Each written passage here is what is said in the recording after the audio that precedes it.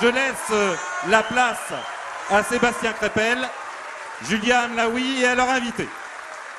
Alors, tout d'abord, bonjour Jean-Luc Mélenchon.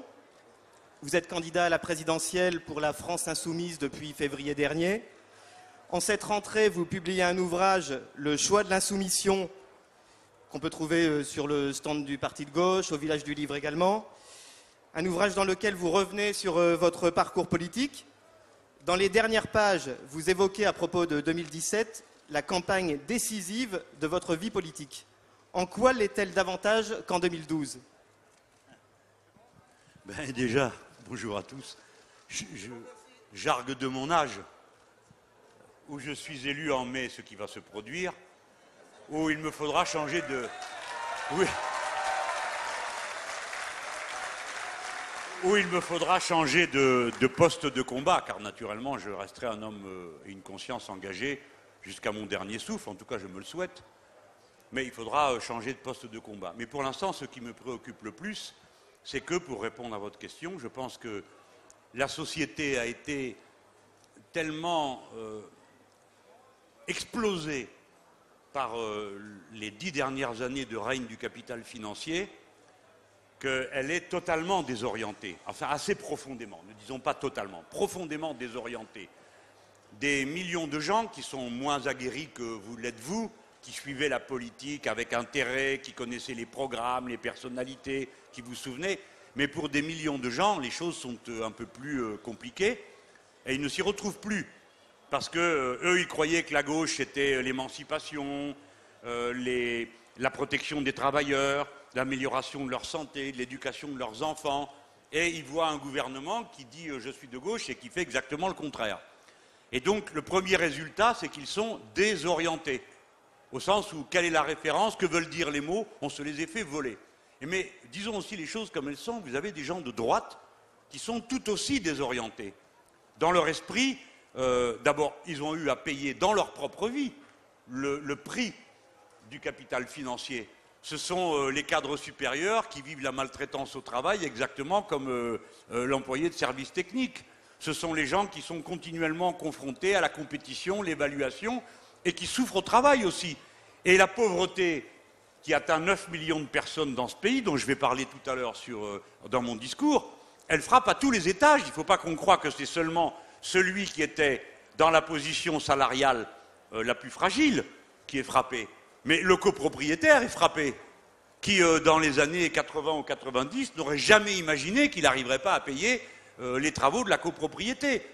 C'est le cadre supérieur qui, à force de compétition, est remplacé par un plus jeune qui vient dans un contrat de travail pourri et qui passe de la cabine de commandement de l'entreprise à plus rien.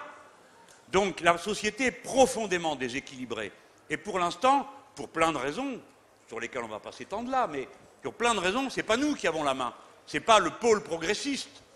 Il nous faut reprendre pied dans une situation totalement désorganisée, désorientée.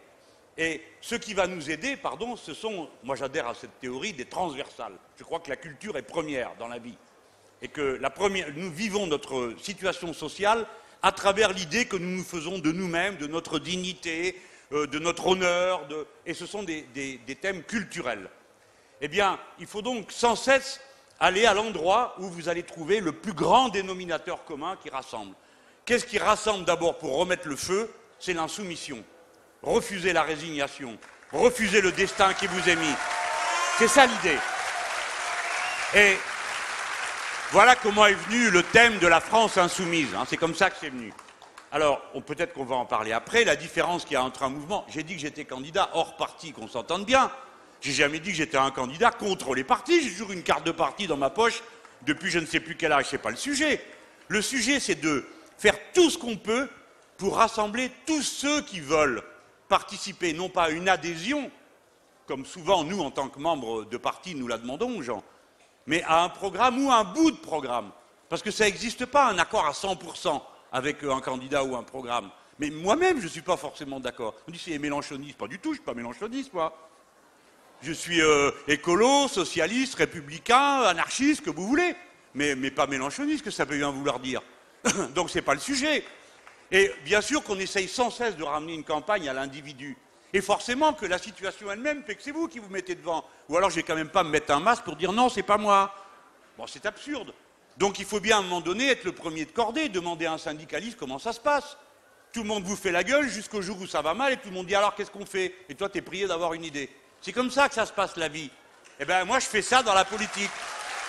Voilà. Donc, comme on n'a pas la main, il faut qu'on la reprenne. Il faut qu'on la reprenne. On n'est pas là pour témoigner. Il faut reprendre la main et passer en tête. C'est ça le but. Et si vous ne le faites pas, alors on me dit mais comment tu comptes faire ça? Comment tu comptes faire ça alors que tu es à 11% dans les sondages? Mais dites donc, la dernière fois j'étais à 3, on a fini à 11. On commence à 4 millions, on finira à 6 ou à 7 et on sera au deuxième tour. Vous connaissez une autre méthode? Dites-moi laquelle. Dites-moi laquelle. Qu'est-ce qu'on peut faire d'autre à part convaincre? Et pourquoi c'est important? J'ai dit d'abord pour des raisons personnelles. Il y en a qui m'ont déjà enterré là. J'ai vu dans le journal Marianne, il dit c'est sa dernière campagne. Et doucement. Deuxio, ben oui, il faudra faire campagne pour la constituante. Qui c'est qui va la faire une fois que je serai élu? Ben, c'est bien moi. Mais il y a parce que ce moment peut être tragique pour l'histoire de la patrie. Vous le savez comme moi. Parce que pour l'instant, c'est l'extrême droite qui a la main dans toute l'Europe. Dans toute l'Europe. Donc, le combat devient maintenant d'autant plus fort que la droite est contaminée par l'extrême droite. Et que le Parti socialiste, quand il a commencé avec l'histoire de la nationalité et de la déchéance, il a mis le doigt dans l'engrenage. Donc il y a plein de gens qui pensent que oui, la nationalité, c'est comme, je ne sais pas quoi, moi, comme un habit, ça s'enlève, ça se remet, bon. Donc, oui, disons que nous sommes en danger. La patrie républicaine est en danger. Bon, mais on ne va pas pleurer après. Donc c'est la lutte qui compte. S'engager et avancer. Mais je crois qu'elle est décisive. Et je vais vous dire, je ne plaisantais pas tout à l'heure. C'est peut-être une des rares occasions que j'aurai à parler à autant de copains qui ne sont pas forcément de mon avis. Nous pouvons y arriver. Nous pouvons y arriver. Réfléchissez-y, vous êtes riche d'une longue expérience politique. Vous savez qu'il y a plein de cœurs à gagner. Il y a plein d'esprits qui s'ouvrent et puis se ferment. Et si quand ils s'ouvrent, vous y mettez la bonne main qui se tend, la parole efficace, le poème qui était attendu, la musique qu'il faut faire entendre, alors on peut y arriver. Je vous rappelle une chose, mes amis. Le Pen est arrivé au deuxième tour, et je finis sur cette question, en 2002, avec 4 800 000 voix. Nous partons de 4 millions de voix. Entre-temps, elle est montée à 6. Qu'est-ce qui nous empêche de passer de 4 à 6? Je vous prie. Sinon, les bêtises que nous pourrions faire nous-mêmes. Et ce n'est pas en nous parlant entre nous que nous ferons avancer l'affaire. Il faut aller chercher les désespérés, les résignés, les abattus, les brisés, les cassés, les humiliés.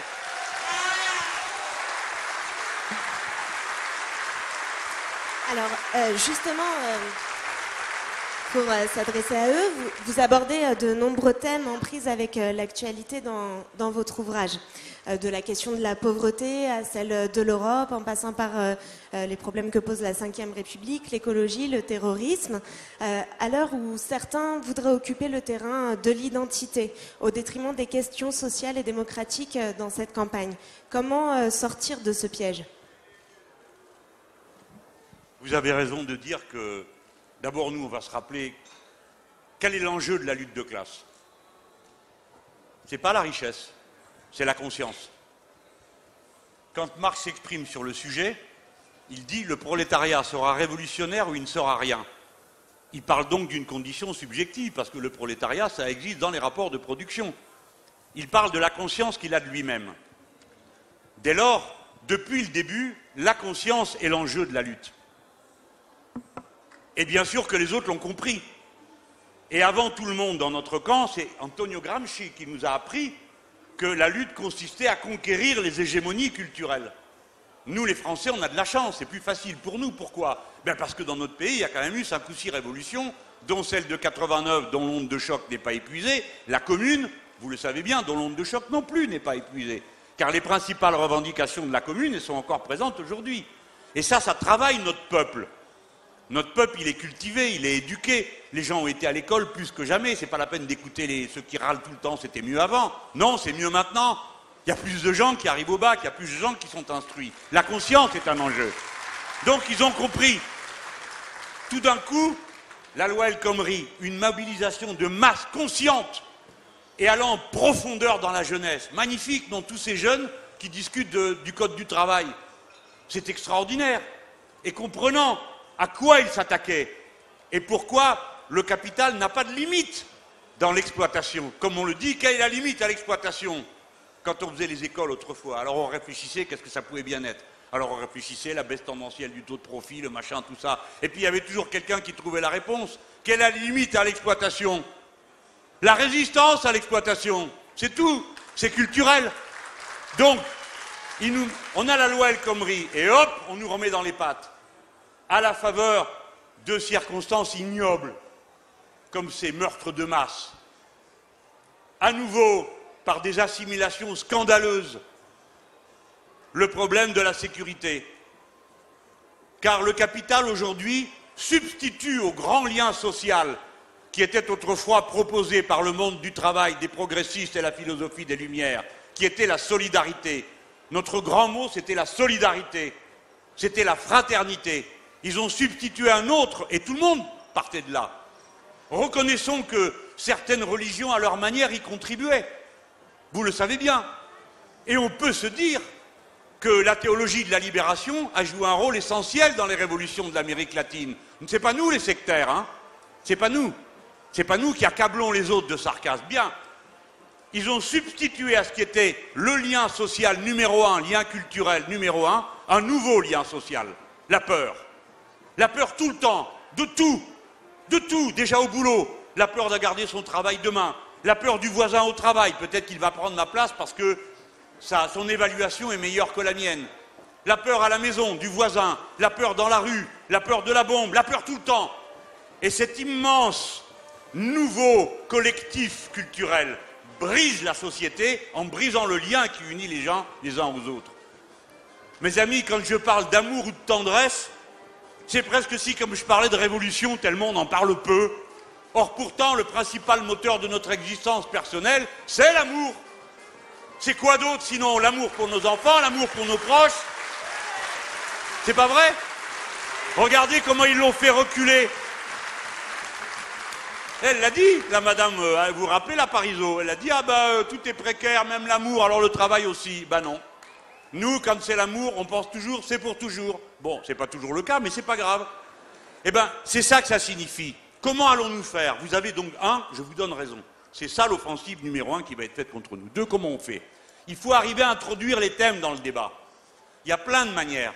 Mais je vais vous dire une chose. S'il suffisait d'avoir des thèmes intelligents pour ouvrir le débat, il serait ouvert depuis bien longtemps. D'accord? Ça suffit donc pas. Il y a l'art et la manière. Il faut déjà que le candidat ressemble à son programme. Comptez pas sur moi pour faire autre chose que ce que je sais faire. Il faut donc des fois en passer par de la provocation, de l'habileté à introduire au bon moment un thème. Allez, je vais dans le gala parler du quinoa. Alors on dit, qu'est-ce que tu fais là? Qu'est-ce que je fais là? Je parle à 2 millions de personnes. Et qu'est-ce que je dis dans l'interview? Regardez pas le journal, cessez de mépriser ceux qui le lisent. Regardez ce que j'ai dit. J'ai dit, quand on aide quelqu'un à sortir de la galère, on s'aide soi-même. Je dis, il faut arrêter avec un modèle productiviste agricole qui va tuer la planète. J'ai dit, il y en a marre de la souffrance animale parce qu'elle préfigure la souffrance des êtres humains. Voilà ce que j'ai dit. Alors, écoutez, n'applaudissez pas, écoutez-moi. On va perdre du temps avec les applaudissements et les deux pauvres, ils ont un paquet de questions.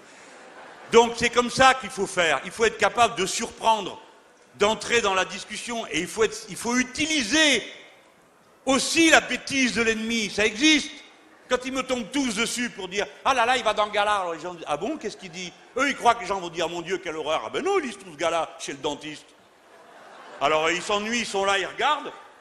Donc eux, ils parlent à des gens qui n'existent pas. Pourquoi? Parce que leur problème, c'est qu'ils méprisent le peuple, profondément.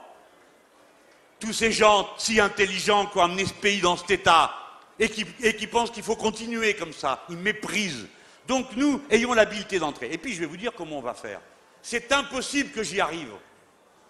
Vous me comprenez? Je ne peux pas y arriver. Je peux faire tout ce que je peux, mais l'essentiel, c'est les dizaines de milliers de gens qui s'y mettent un par un. C'est pourquoi il faut partir en campagne de loin pour s'ancrer dans le terrain, dans la conviction.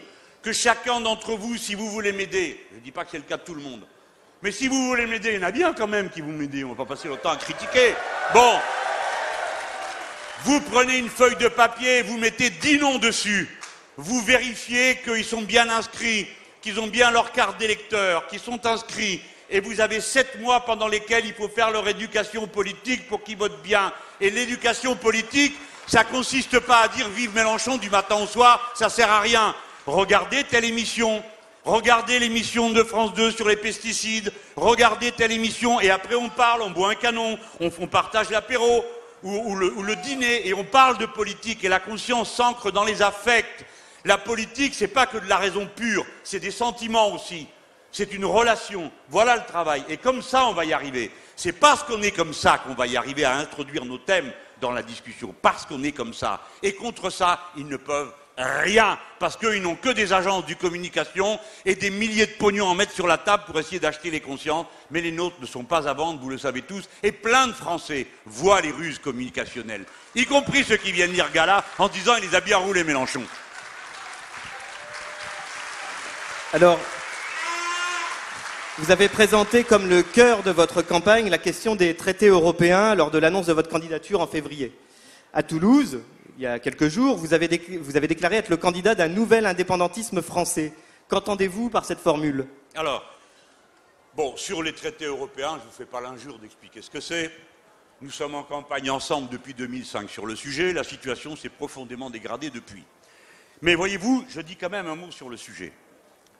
La ligne reste celle que nous avons depuis 2005. Il faut sortir des traités européens. Je ne rappelle pas ici pourquoi, parce que tant qu'on appliquera ces traités-là, c'est impossible. Je ne dis pas seulement de faire une politique sociale, ce qui pour moi est une raison suffisante, mais simplement de maintenir notre pays en état. Car les politiques d'austérité nous conduisent, comme vous le savez tous, à la destruction de l'essentiel, de ce qui fait, je vais parler comme eux, la compétitivité du site France. C'est-à-dire que essayer de faire marcher une entreprise, même start-up, high-tech, blabla, souple et moderne, essayer de le faire avec des gens malades qui ne soignent pas. Eh bien, vous savez ce qui se passe quand vous en avez un qui est malade et qui ne soigne pas? Tous les autres sont malades après, et voilà. Il vaut mieux le soigner. Il vaut mieux qu'il reste à la maison, il vaut mieux qu'il soit payé. Et ainsi de suite. Donc vous savez tous aussi bien que moi que si on continue comme ça, on va tout détruire.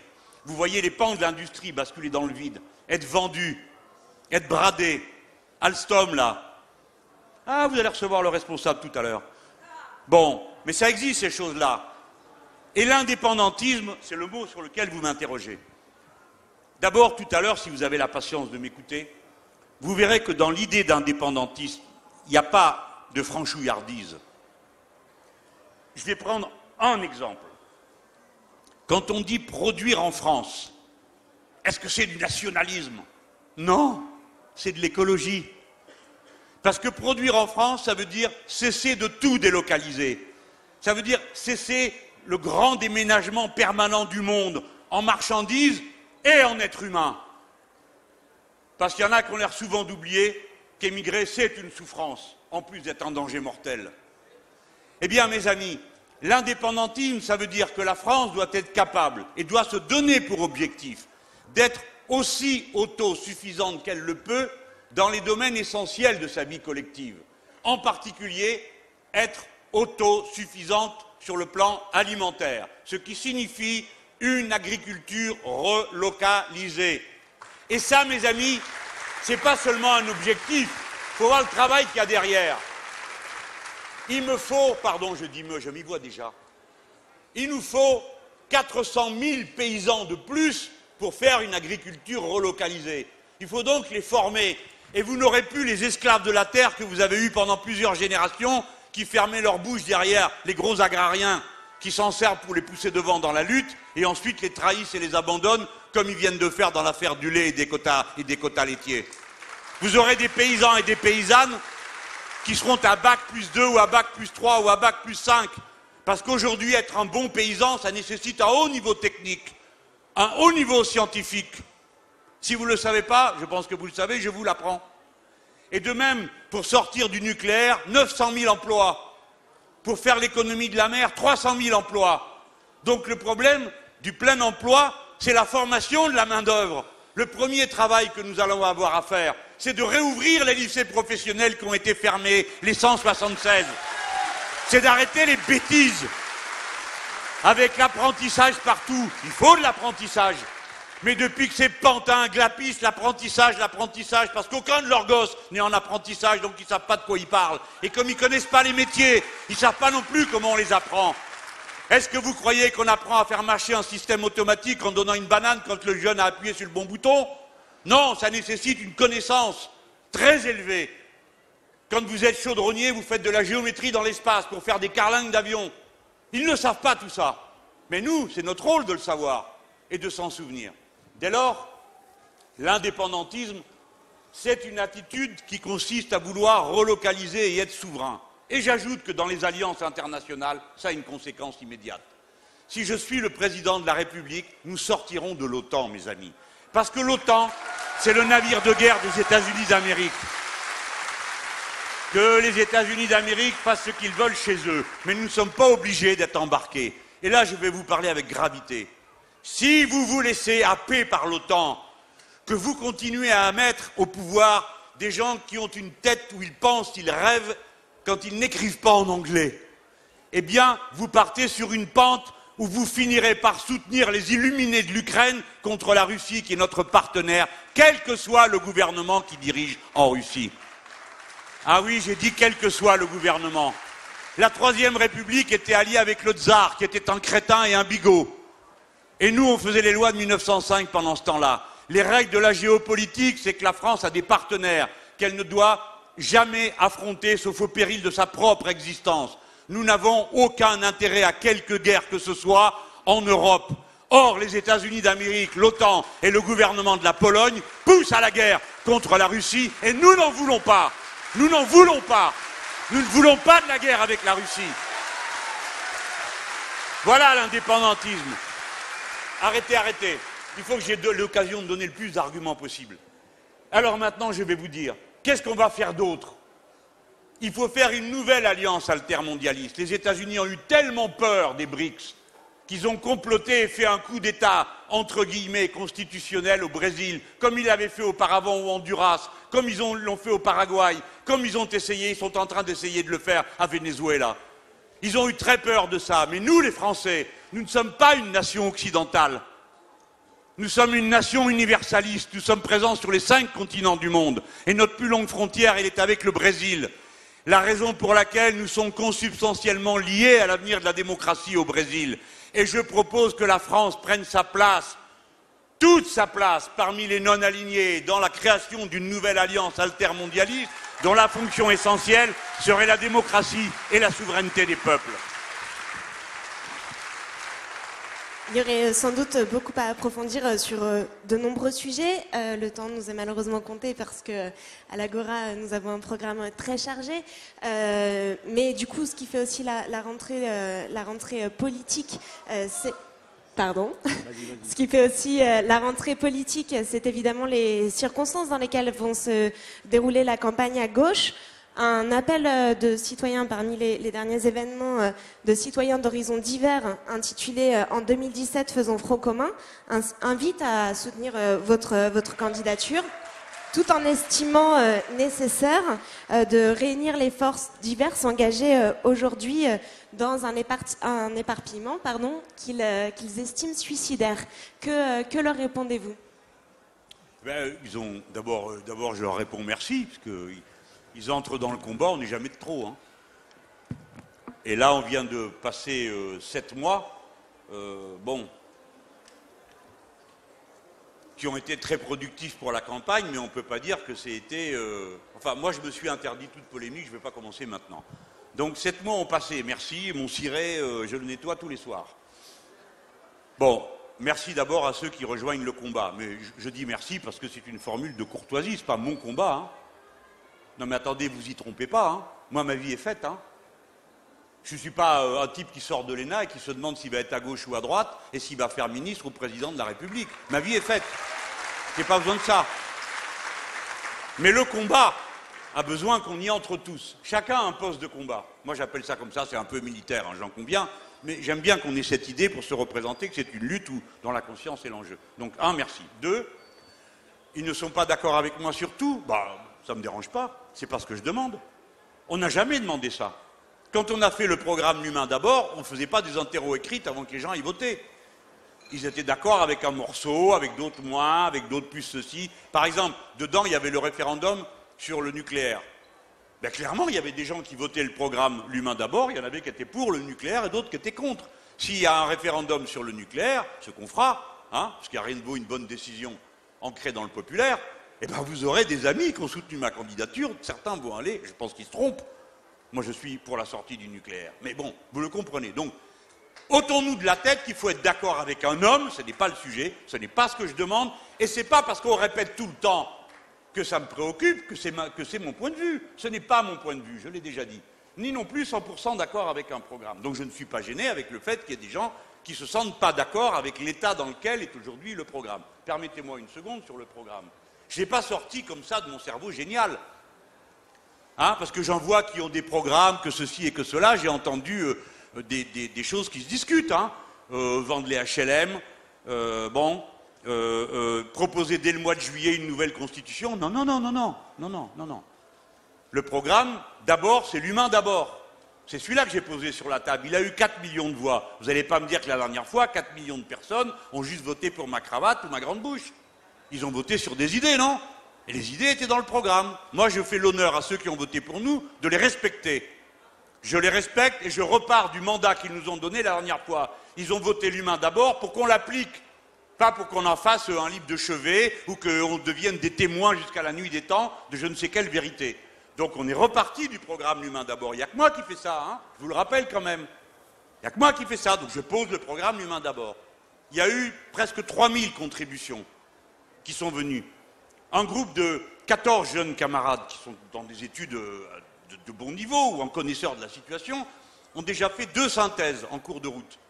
Mais mes amis, je vous rappelle que la dernière fois, en 2011, quand on a ouvert la fête de l'UMA, on venait de boucler le programme L'Humain d'abord, et je suis venu avec à la tribune, vous vous en souvenez, et j'étais sur la scène centrale. On est en retard par rapport à la dernière fois. Donc ne me demandez pas de lambiner. On a eu les auditions. En ce moment, les groupements politiques, tous les groupements politiques et les personnalités sont appelés à venir pour qu'on travaille à voir comment ce qu'ils ont à proposer peut être en phase avec le programme L'Humain d'abord, nouvelle version. Voilà, à tout à l'heure je dirai comment on va l'appeler, parce que j'ai quand même quelques privilèges en tant que candidat, je peux encore choisir les mots d'ordre. Bon, eh bien, il y aura donc ce programme. Tout le monde peut y participer, mais de grâce, ne biaisons pas. Une primaire de gauche, je n'irai jamais. Par loyauté, parce que si c'est un autre qui est élu, je ne respecterai pas, je ne ferai pas campagne pour Hollande, je ne ferai pas campagne pour Valls, etc. Donc, que le problème soit réglé une bonne fois. Il n'y a pas de martingale pour gagner. Il n'y a pas une combine, un accord entre groupes qui va nous faire gagner. L'enjeu numéro 1, c'est la conscience du grand nombre, et il faut trouver le moyen de leur parler. Et si nous leur rejouons cartel de partis, nous avons perdu d'avance. Pas parce que nos partis sont mauvais, mais parce que ce n'est pas ça qui est compris et attendu. Il faut donc que chaque personne singulière puisse entrer dans la lutte et puisse y rester. La France insoumise est un mouvement, ce n'est pas un parti. Il n'y a pas de congrès, il y a une convention, on va donner à voir, et chacun est membre de son parti s'il le veut. Chacun peut créer un groupe d'appui s'il le veut, peut ne pas créer de groupe d'appui, mais participer en convainquant son voisin. Tiens, je vous en raconte une, j'ai le temps, j'ai une blague. On me maquille à l'émission, là, que vous allez voir ce soir. Vous allez vous taper une indigestion de Mélenchon ce week-end. Et mon 6 heures sur le plateau, mes amis, c'est impressionnant, pour enregistrer. Et Ruquier, 6 heures, nickel. Moi, je tenais plus le coup. 6 heures. Bon, la personne qui me maquille, elle me dit, mais moi, je suis avec vous. Et mon copain, il me dit sans arrêt, oui, mais ça sert à quoi comment vous allez faire? De toute façon, vous ne pouvez pas y arriver. Et d'ailleurs, il lui dit, et toi, tu milites pas, à qui tu parles? Et vous savez ce qu'elle lui répond? À toi, je te parle. Et ben voilà, c'est ça le bouton de veste, un par un. Donc je dis aux amis, bienvenue à tout le monde, mais il y a un calendrier, il y a une forme. La France insoumise, c'est pas une camisole, c'est pas un parti.